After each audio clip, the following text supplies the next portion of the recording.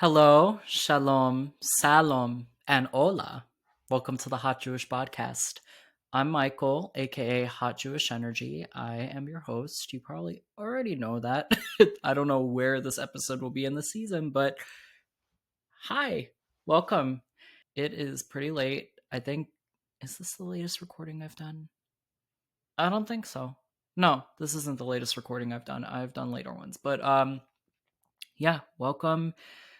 I just got back from Boston. I took a little trip with my mom, which was a lot of fun. She had a little conference, so I tagged along with her, and it was I mean, I'm a New Yorker. I love New York, so Boston, I'm sorry you don't compare. Sorry. But it was really nice. I went to Salem for one day, which was fun, witchy, very, very interesting. I had a really good coffee and some Belgian waffles and some really good mac and cheese. So I was pretty satisfied. We were supposed to go to Martha's Vineyard one of those days, but the weather was terrible. So it got canceled. So we went to the museum instead, which was a lot of fun. We went to oh my God.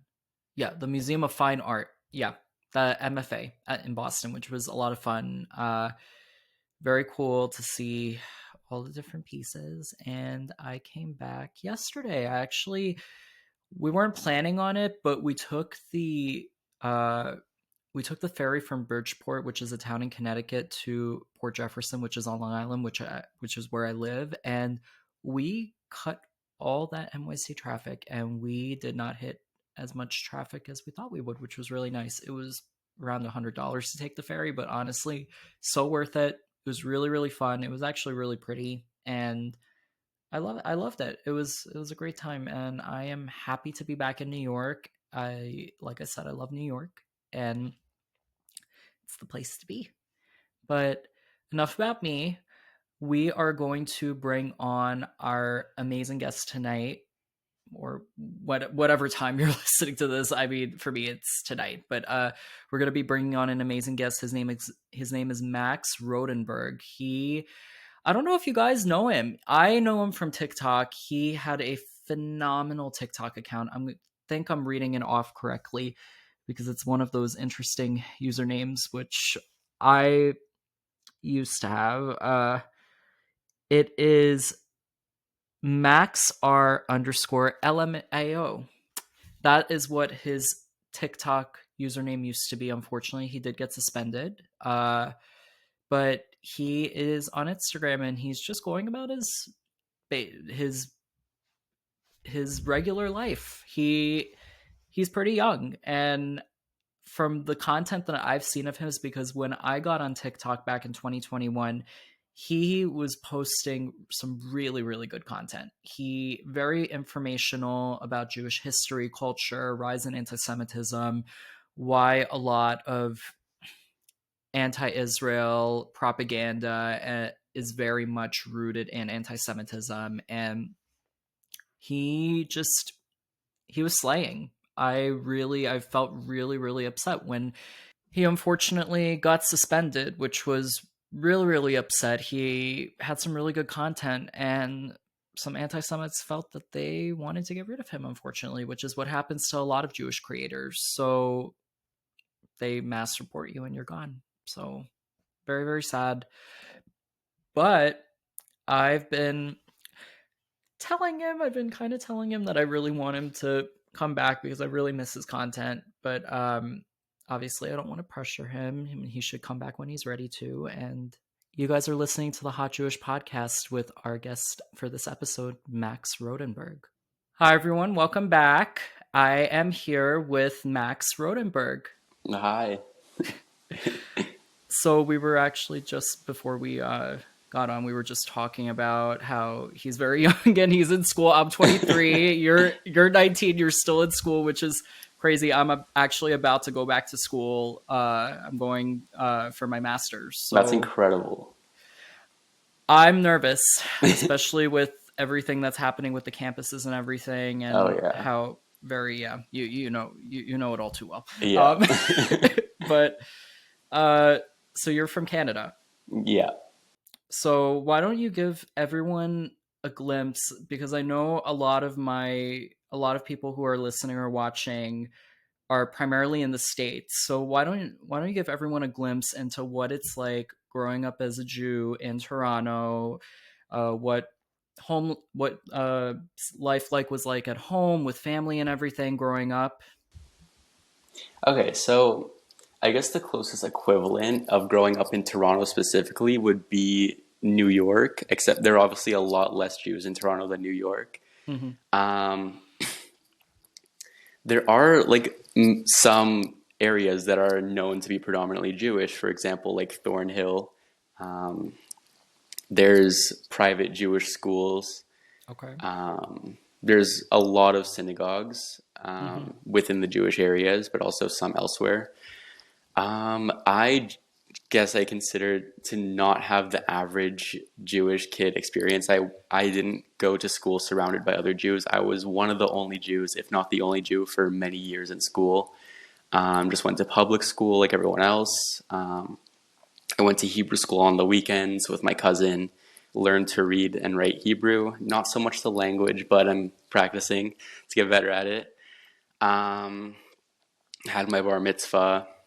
Um, and yeah, I went to synagogue for the holidays for the most part and had Shabbat dinner at my grandparents' house. And other than that, life seemed pretty normal. But I did notice, like, since I was very young, there were some issues, and I didn't really understand them in elementary school. It was more once I got to high school, I began understanding like what people were saying to me. Like when someone said Jesus killer, I'm like, I didn't kill Jesus. I'm like 10 years old.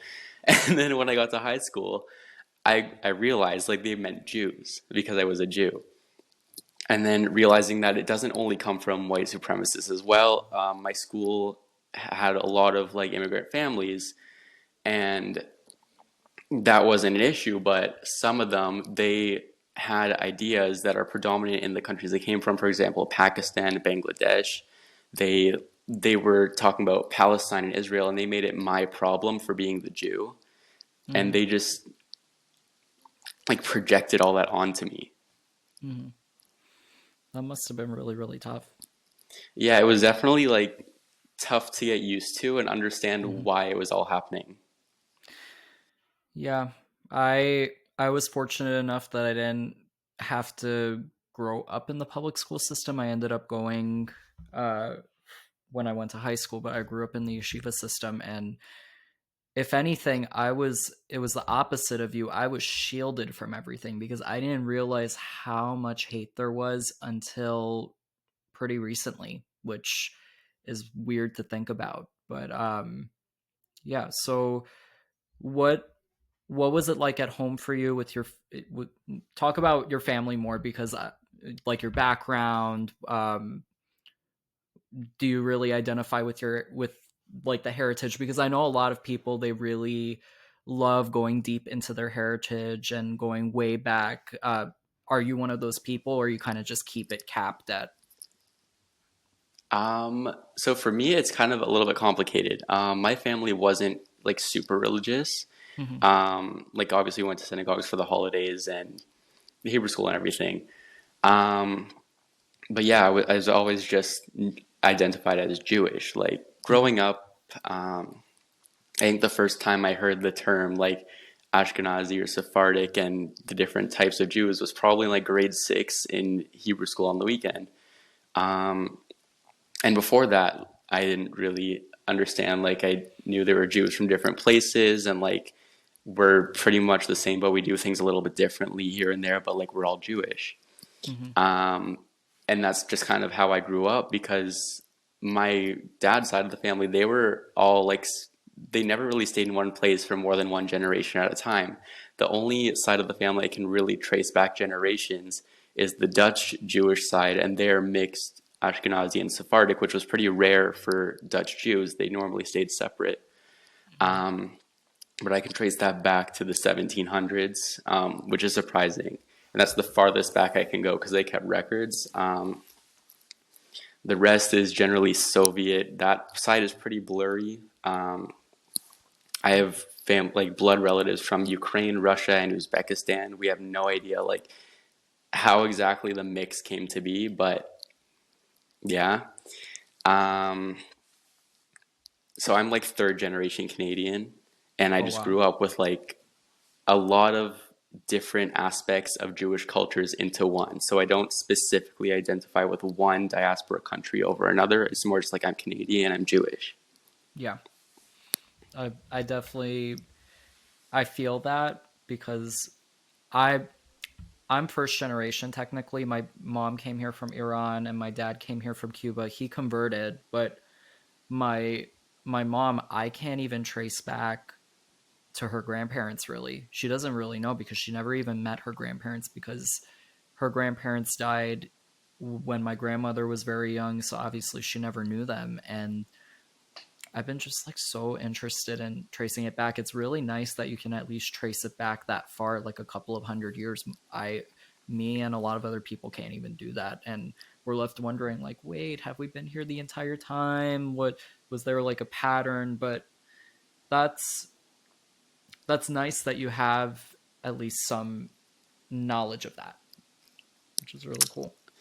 Yeah, it's really one of the things I try to stick to, the one side of the family that I can measure back, Mm-hmm. because it's kind of like all I really have to base like what I can think of where my family was in the diaspora on.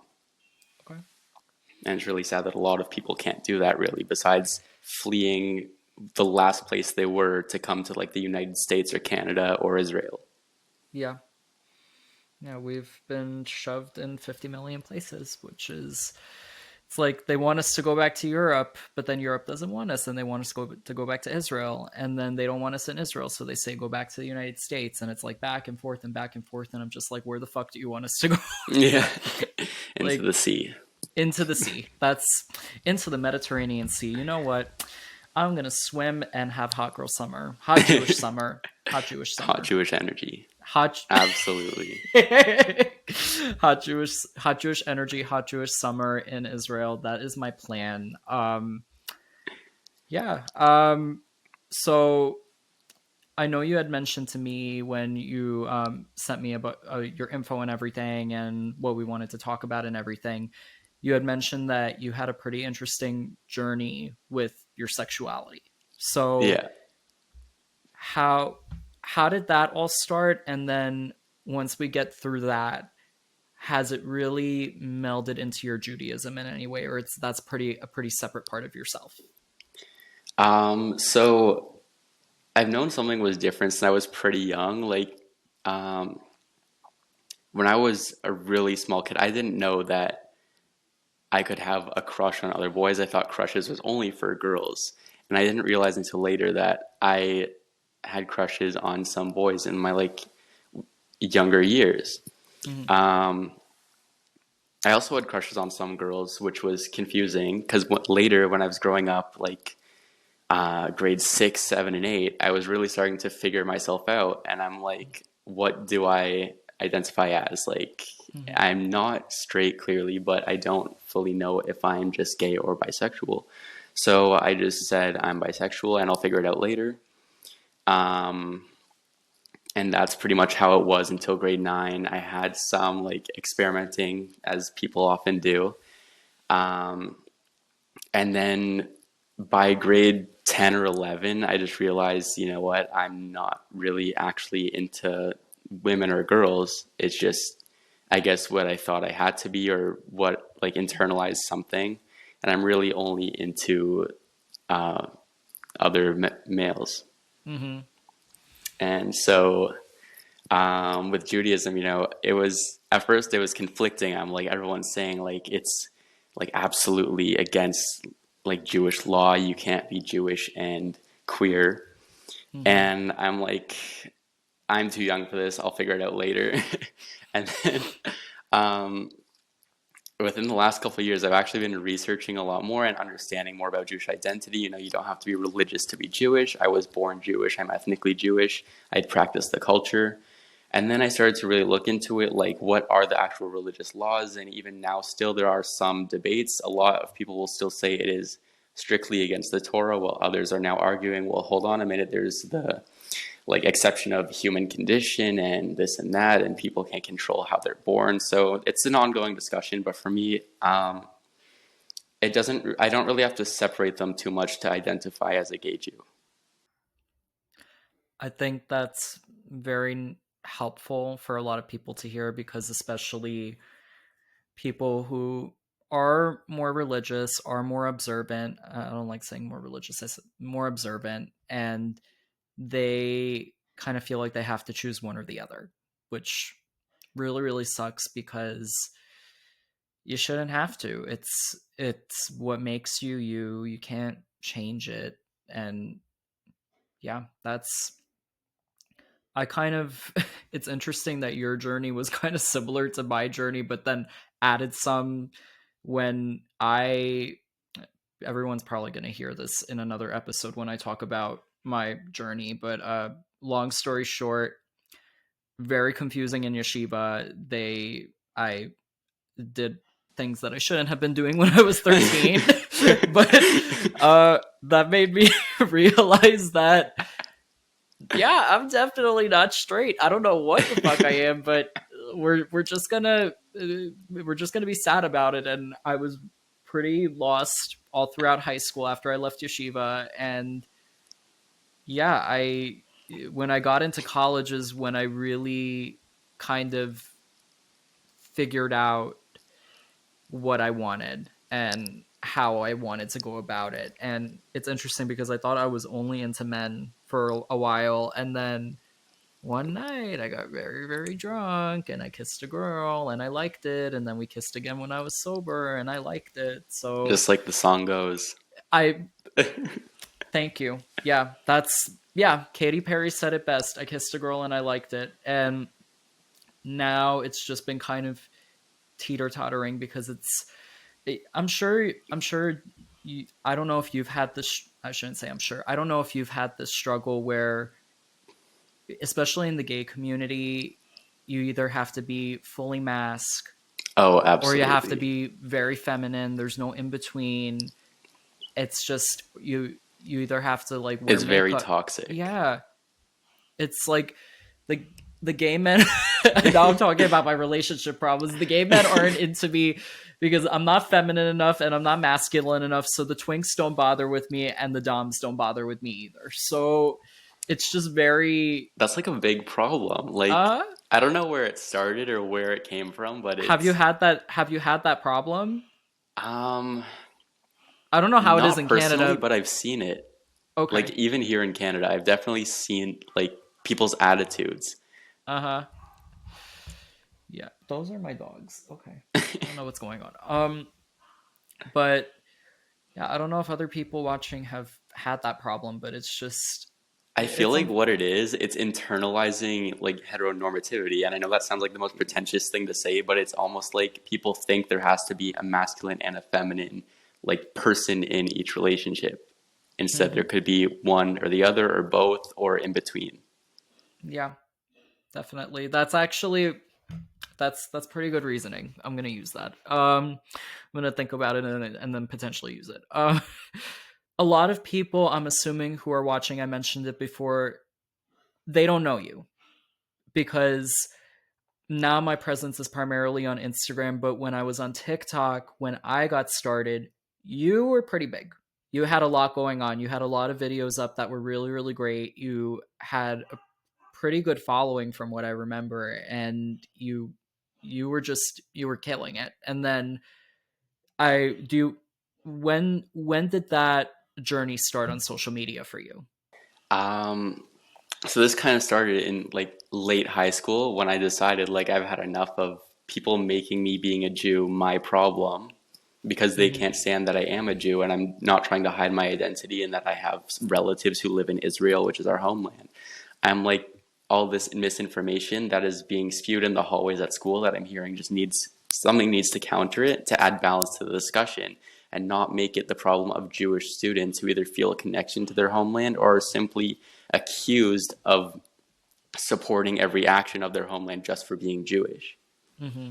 So by grade 11, things were getting like probably to their peak, and I'm people were coming up to me saying my people stole Palestine, that I have to be anti-Zionist to be a good Jew in the demographic. And that's even sometimes continued today. Like this happened a few months ago, actually. I was talking to this guy. We're not still talking, so it's okay. But he told me his friend asked him to make sure I'm not a Zionist because he should avoid those. I'm like, okay, this is not going far. That that's just no. That's no. So yeah. How is it? I'm gonna segue it back to relationship stuff. How has it been for you as someone who's very openly Zionist, very openly Jewish? How has it been for you on the dating scene? Because for me, it's I thankfully I haven't encountered anyone who wants me like dead, but It's uh, definitely been a roller coaster. There have been some who are like fully understanding and they're open to hearing points and they're not trying to make it my issue and they understand the Jewish perspective and that's fine. There are others who are just like completely insane and I'm like, we have to stop talking. Like you're supporting terrorist attacks on my people. Um, oh Lord, Yeah, it's definitely been a roller coaster. One of my exes, actually, I'm not gonna say his name, but you shouldn't. I yeah, think I don't name. I for everyone, if you've already seen this episode or not, I do not name exes. You can go on a deep dive if you want to, but I don't name exes. My one ex. well, anyways, he used to be an anti-Zionist, and he said my TikTok videos like helped him get a better insight. uh, that's okay. There's progress there. And this was before he met me. Like Okay. he said he's seen my videos before we started talking, which was honestly kind of a relief, so that I didn't have to like make sure I'm okay. You know what? If at least if someone's willing to hear you out, like I can't with people who just don't want to hear what you have to say if you are making valid points, and that's just no. But Yeah. And then, so by the end of grade 11, or 11th grade, as Americans say, or junior year, I started it probably around second semester. And I made my first video after only being active in comment sections.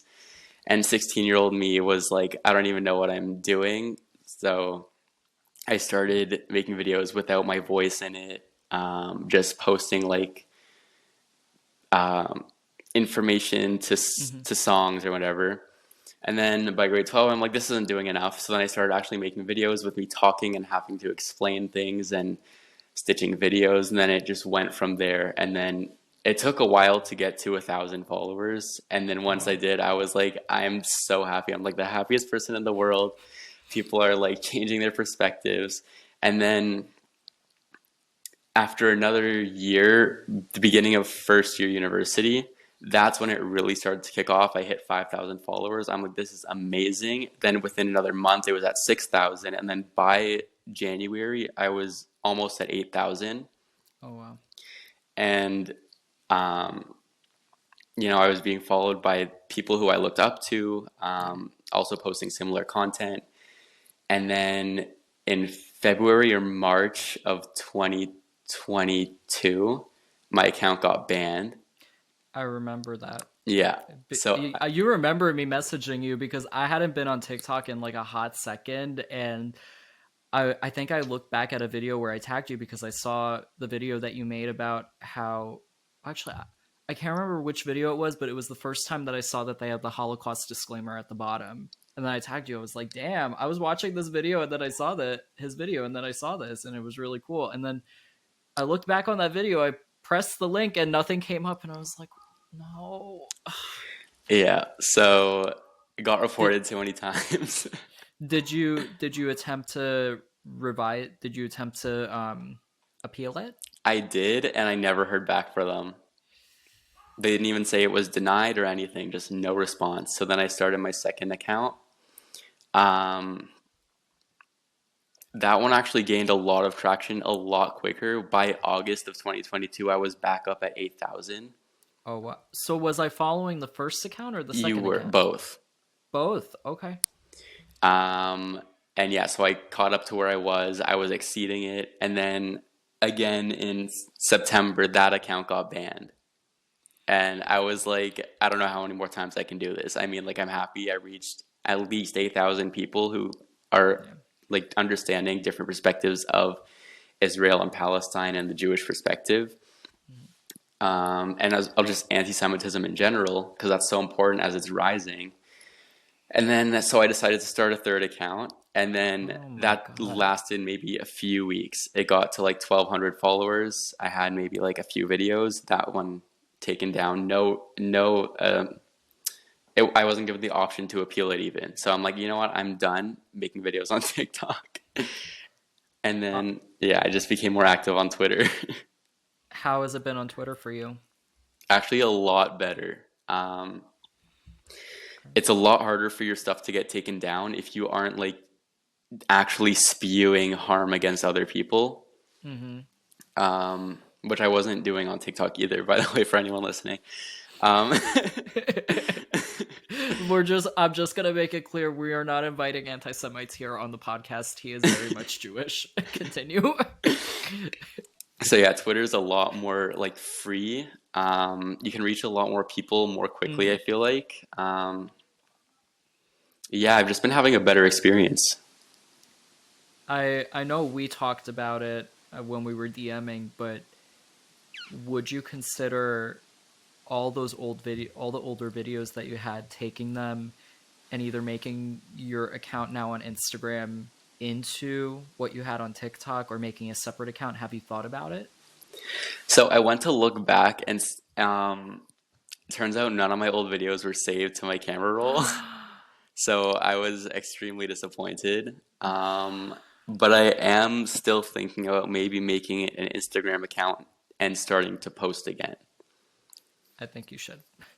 I think you're gonna have better luck on Instagram because the only things that my experience, I haven't had too negative of an experience when talking about things, because as long as you put a disclaimer or you make it very clear that you're just educating people, they're pretty okay with that. But I'd be your first follower. I, I told you I would promote the shit out of that account. We need accounts like that.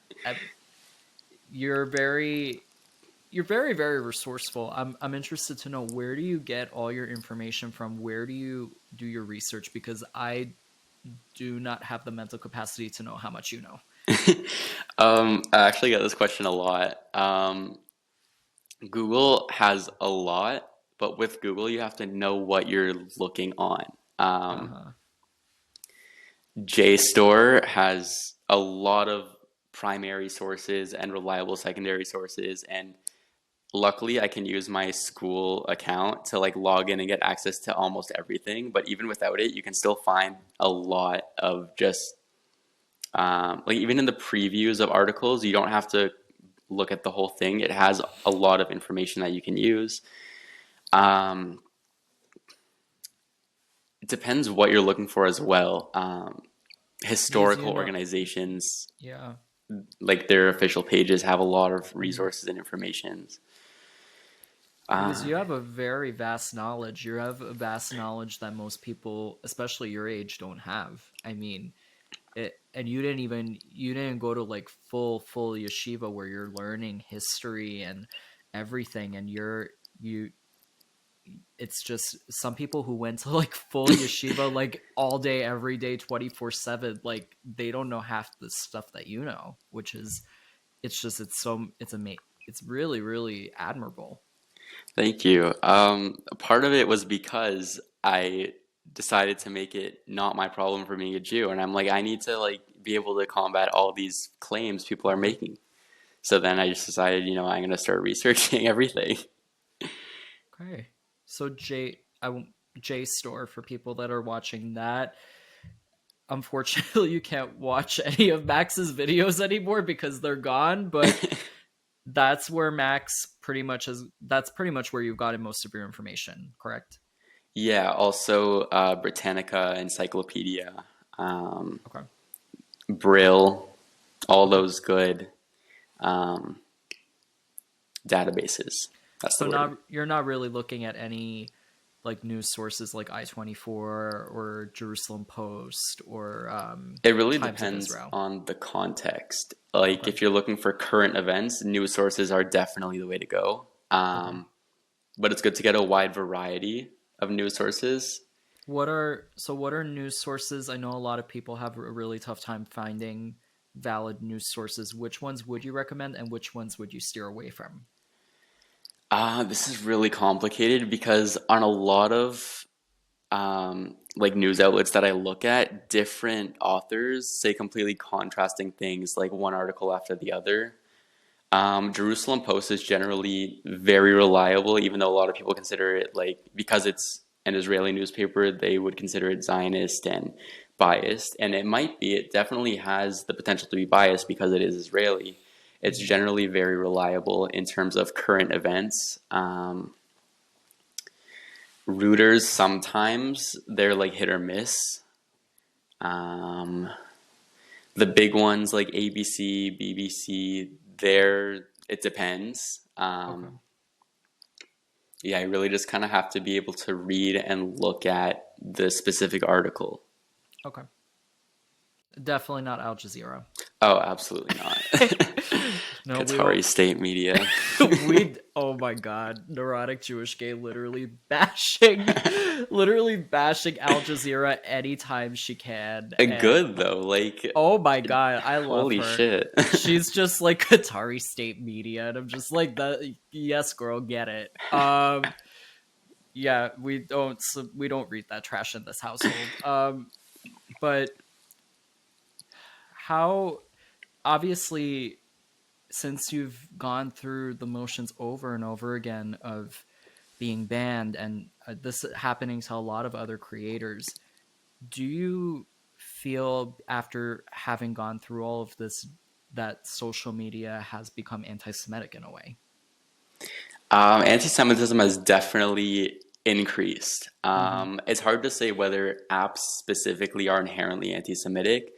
Some apps, specifically TikTok, they do have, it seems, a greater allowance for anti-Semitism versus people combating that and like disputing these claims, Mm-hmm. which is very unfortunate. And it can definitely seem as though the app itself is anti-Semitic. And I feel like there needs to be some looking into that. Either the creator, whoever owns the app now, I think it's a company called ByteDance in China. I'm not Yeah. 100% sure. So it should definitely be monitored. Yeah. Instagram as well. I know they generally do a good job at removing posts, Yeah. but sometimes they don't. Yeah. Uh, so it's really hard to say. Yeah. Um no, that's fair. That's a fair point. Um yeah, the amount of crap that TikTok lets, I they're planning on banning it here in the States. I've heard that, and Yeah. I feel like they've been saying that for years as well. I mean, it almost got banned when Trump was in office. They almost banned it, but it never went through. And now I think I think it was in Montana they banned it. They plan on banning it, or they already have. I can't remember. But you know what? Fuck TikTok. I I want know, Vine. I like want Vine back. I want Vine. Do you remember Vine, or were you too I young for Vine? loved Vine. Okay. I loved all the Vines. Oh my god. I that was like peak social media. If Vine, I just Vine walked so TikTok could run, but TikTok is just Falling especially behind. it's so cluttered now. I don't like going on it anymore because it's just overwhelming. It's become like Snapchat now. It's too much. It's I barely post on TikTok anymore. It's really just mainly Instagram now. But yeah, I don't blame I don't blame you for getting off of TikTok. That place is just well, It's you weren't insane. you didn't get well you didn't choose. I shouldn't have said that. You didn't choose to come off of TikTok. You were booted off, but you made a good decision not coming back. I Yeah. do you feel that the audience that you gained on TikTok, are you hopeful that you'll find that same audience on Instagram if you did come back? I definitely hope so.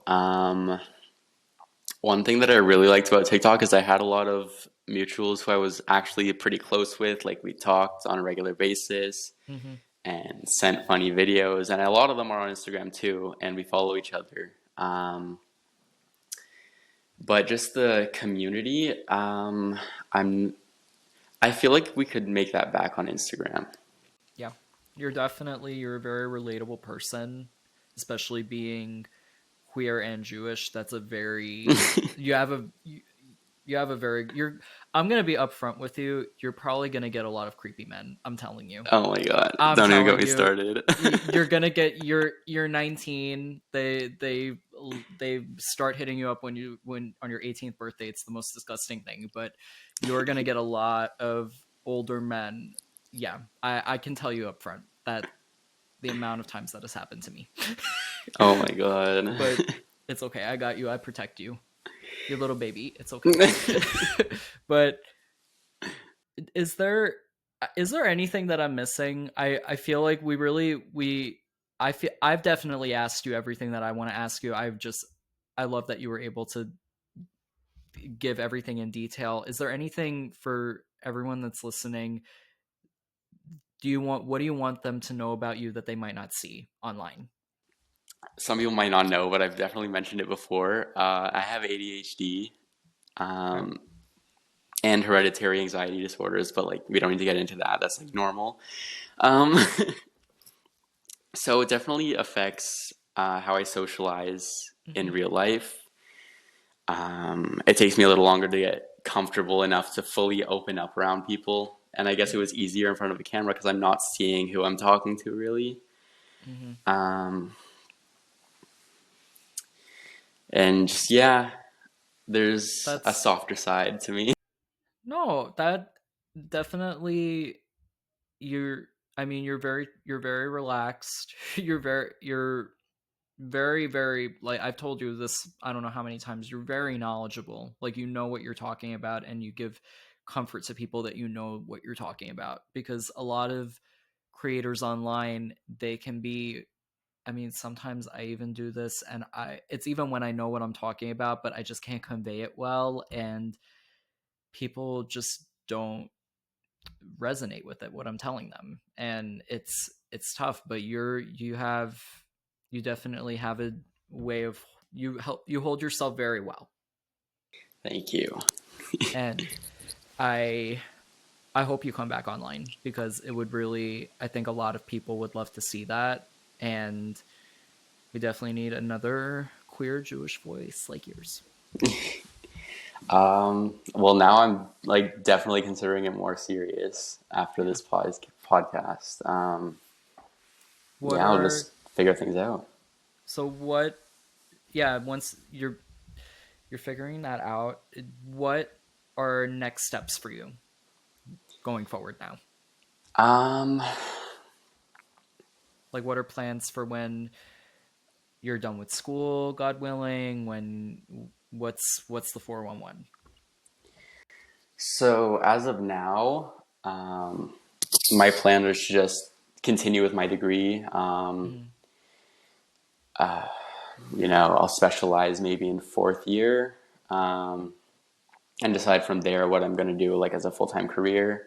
But I definitely want to keep like education on anti-Semitism and Jewish life and Israel a part of it. Mm-hmm. This year, even during my school year, I was fellow for Stand With Us, and that was Oh actually wow. a super incredible experience. I got to have like events on campus and just start changing the conversation on campus and make it a little friendlier to Jewish and Israeli students and open the dialogue. And it actually went really well. I found a student who's going to replace my spot next year, and I said I'll totally help her out. So I'm just going to keep that going. Um, Have you thought about applying for Jewish on campus? Actually, maybe like a year or two ago, and then I Mm-hmm. just never You should. did. I did it. It was Julia's. She's really great. I know her. Micah, who's also on there, really great. Michal too. They're all really great. If you're ever thinking about it, I'll text them and I'll let them know that you're gonna apply. All right, absolutely. I'll think about that. You should. It's a, for everyone watching, really great organization. They help combat anti-Semitism on student camp on why am I saying student campuses? Help combat anti-Semitism and support Jewish students on college campuses and universities, which is really, really cool. And they're in affiliation with World Jewish Congress, Next Gen, which really, really great organizations too. But yeah, you should definitely think about doing it. I think you'd be a really good fit. That's incredible. Thank you. I think that's it. I hope that everyone watching and listening got a taste for who Max is. I've known him for a while now. I've known him for about, oh my gosh, almost 2 years. Like That's crazy. in insane. I came on TikTok overnight, my video crying overnight I since remember that video. you were, oh my god. That was, it was like it's camp.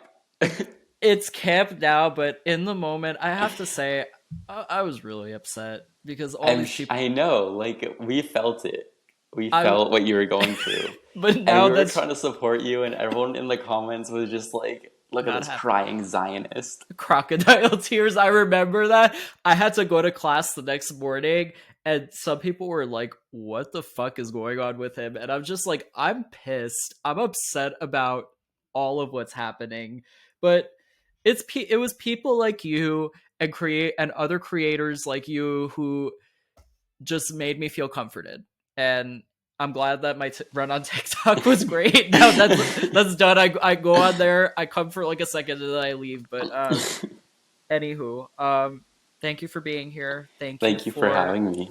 absolutely. I've been asking you for a long time, and you were finally like, "Let's do it." So Yeah. really, really glad we did. And where can everyone find you? um, I'm probably most active on Twitter, Lil Buddy Max. Like, yeah, just LIL, not little. Okay, so Lil Buddy Buddy Max Max, and on Exactly. Instagram too, so that when or maybe you decide to come back, where can they find you? Um, I'll have to think of a name for that But account, where but can my they find you current now? account Yeah. is maxr.lmao. Okay. Perfect. Uh yeah, that's it for this episode of the Hot Jewish Podcast. Thank you guys for watching at home. I did not plug myself in the beginning of this entire episode, so I'm going to plug myself now. My handle is at Hot Jewish Energy on Instagram, Twitter, and TikTok. If you catch me there once in a while when I'm not posting, you can also find me at Hot Jewish Energy, not Hot Jewish Energy Podcast, Hot Jewish Podcast. So Hot Jewish Energy and Hot Jewish Podcast. My personal account is at Michael T. Valdes, Valdes with an S at the end. I have not plugged my personal account yet, but here we are.